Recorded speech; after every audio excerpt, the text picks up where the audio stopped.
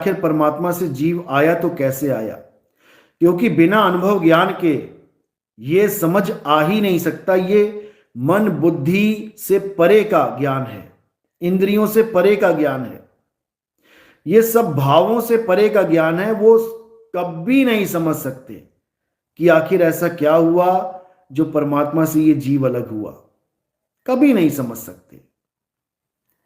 तो वो इस बात की भी बहुत गलत तरीके से व्याख्या करके जीवों को भरमा देते हैं।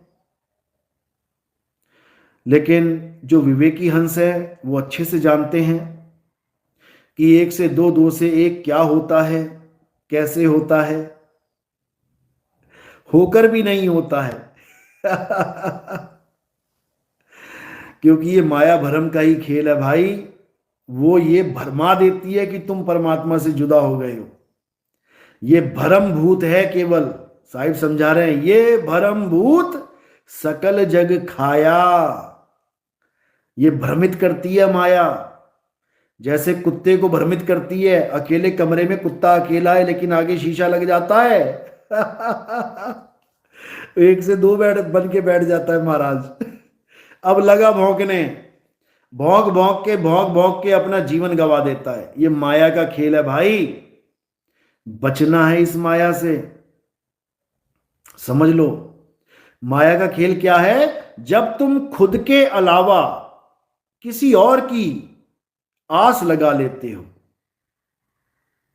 जब तुम आत्म ज्ञान यानी खुद के ज्ञान, हु एम आई, मैं कौन हूं, सेल्फ रियलाइजेशन, इसकी कमी के कारण जब तुम किसी और पे आस लगा लेते हो, मुझे तो राम जी मेरा बेड़ा पार करेंगे, मेरा तो कृष्ण जी बेड़ा पार कर। अरे भाई, वो जिस समय में आए थे उतने लोगों का बेड़ा पार कर दिया उन्होंने। अब वो तुम्हारा ठेका लेके थोड़ी नहीं बैठे हैं कि तुम्हारा ठेका लेके बैठे हैं। द्रौपदी का चीर हरण हुआ तो कृष्ण जी उस समय प्रकट थे, आ गए बचाने। इतने केस होते हैं, वहां क्यों नहीं प्रकट हो रहे हैं? क्या पूजा में कोई कमी है? बहुत पूजा करते हैं लोग। वहां वो प्रकट होगा जो प्रेजेंटली है, वो बचाएगा आके। और चिल्लाते भी हैं बचाओ बचाओ बचाओ। पानी में गिरते तो राम राम क्यों नहीं बोलते? पानी में गिरते हो तो श्याम श्याम क्यों नहीं बोलते? पानी में गिरते हो तो अल्लाह अल्लाह क्यों नहीं बोलते? पानी में गिरते हो तो यहोवा यहोवा क्यों नहीं बोलते?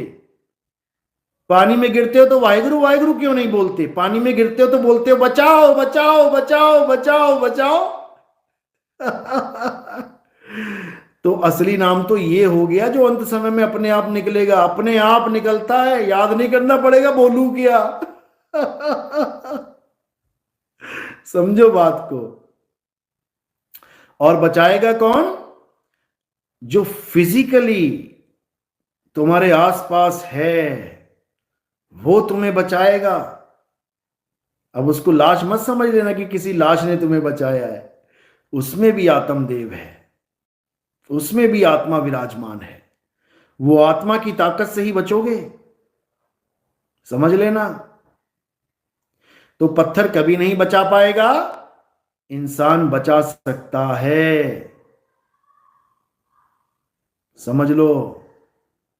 और इंसान में जो ताकत है, जिसकी वजह से काया चल रही है, ये बात उसकी चल रही है।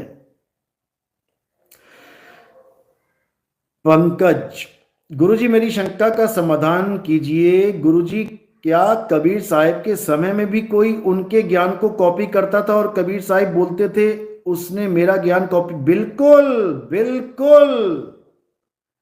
किसने कॉपी किया था? कमाल ने कॉपी किया। उन्हीं का मुंह बोला पुत्र, उसने कॉपी किया कबीर साहब का ज्ञान और अपनी चलाई दुकान। इसीलिए ग्रंथ साहब में भी उसका जिक्र आया है। बूढ़ा वंश कबीर का, उपजा पूत कमाल, और हर का सिमरन छोड़ के घर ले आया माल। आज हमारे सत्संग कॉपी कर करके जो भिखारी बाबा थे, भिखारी भीख मांगते थे, आज 50 लाख की 1 करोड़ की ऑडी में बैठ के घूम रहे हैं। लोग गलती से ये समझ बैठे हैं कि कलयुग ही कली है। उन्होंने कलयुग बना दिया कली को, जबकि ये नहीं जानते कि कलयुग हर युग में एक्टिव है। समझ लो, कली काल कलयुग के नाम से जिन्होंने रख दिया है, उनको यह नहीं पता कि कलयुग में तो वो एक्टिव है ही है, वो तो सुपर एक्टिव है, लेकिन वो बाकी युगों में भी एक्टिव है। समझ लो, सतयुग में भी कली काल का खेल इतना खतरनाक चला है कि आप सोच नहीं सकते। किसी की भी बुद्धि भ्रष्ट कर सकता है वो, किसी की भी। जो ब्रह्मा सृष्टि पैदा कर रहे हैं उसकी बुद्धि भ्रष्ट कर दी सबसे पहले तो। अपनी ही पुत्री के पीछे ब्रह्मा जी लग गए। किसने लगवाया? तुम सोच भी नहीं सकते, सोच भी नहीं सकते तुम। समझ लो, तुम सोच भी नहीं सकते,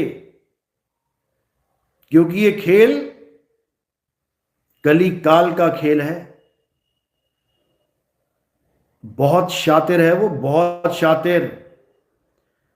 वो सबके अंदर बैठा है, देवी देवता, भुइयां भवानी, नर, इंद्र, गजेंद्र, त्रिदेव, ऋषि मुनि, हम तुम, हिंदू मुस्लिम सिख ईसाई, वो सबके अंदर बैठा है, सबके अंदर। और उसका काम क्या है? भ्रमित करना। उसका काम क्या है? गलत को सही बता के जीव से करवा देना। उसका यही काम है। सबके अंदर बैठा है। सारे वरदान, सारे श्राप वो कली काल ही देता है, वरना सतयुग में विष्णु जी को श्राप देने वाला, उन्हीं का भगत नारायण नारायण नारद मुनि, वो नारद मुनि के अंदर भी बैठा है। अंदर से श्राप दिलवा दिया, और श्राप देने के बाद नारद मुनि क्या कह रहा है? हे प्रभु, ये अनर्थ कैसे हो गया? ये वचन मेरे मुंह से कैसे निकल गए? मैं तो आपका परम भगत हूं।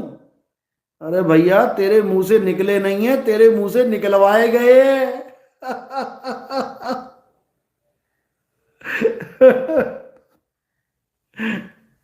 निकलवाए गए हैं। ये कली काल का खेल है, यही है इस कली काल का खेल।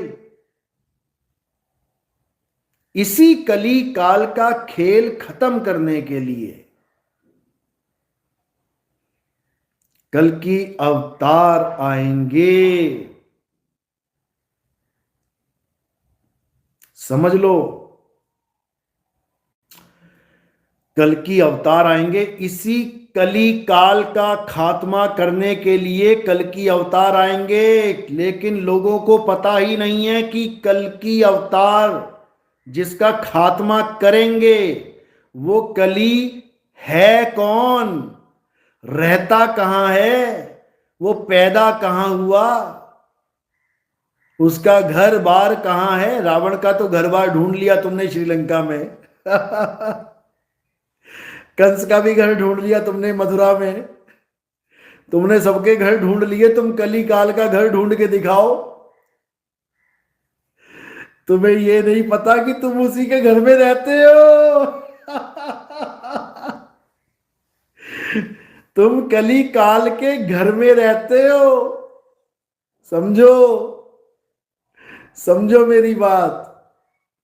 तुम कोयल के बच्चे कौवे के घोंसले में रहते हो और तुम्हें इस घोंसले से निकालने के लिए कोयल आएगी, चिंता मत करो। सतनाम।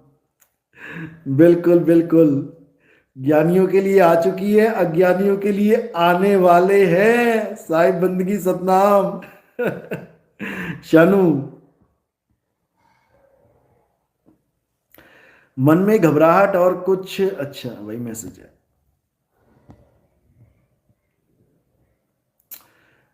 सबसे दूर जाने का मन क्यों करता है, अकेले में रहना चाहती हूं। बहुत अच्छी बात है, सबसे अलग ही रहना है, मेले में अकेला रहना है।